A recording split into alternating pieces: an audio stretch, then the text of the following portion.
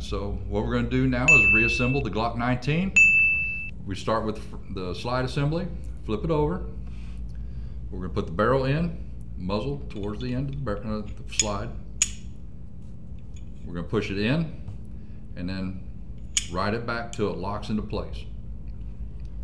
Recoil spring goes on the bottom of the barrel. There are two detents on this barrel. One is for the slide lock and one is for the recoil. We always go down to the second one for the recoil spring. And it's also concave, the same diameter as the recoil spring base. And make sure you put this in correctly. You should have a space right here between the recoil spring and the barrel, and you're good. All right, now the frame, of course, magazine cannot be in. It will not go back together. We're going to line up these two grooves here with these two grooves here on the frame. And I'll show you and try to show you as close as I can. Okay, slide it in.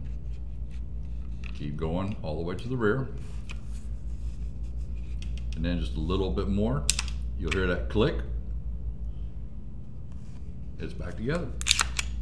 To operational check the Glock, slide locks back. These are freely moving. Now I'm going to bring it back forward in full, what we call full battery, and I'm going to try to push down on the slide lock. I cannot. That means it is engaged in the barrel. I know we just put this back together, but always triple check. Make sure nothing's in there before you pull the trigger. Close. I'm going to pull the trigger. I hear the trigger release. With pressure on the trigger, I bring it back forward. Hear an audible click for the reset, and another trigger pull.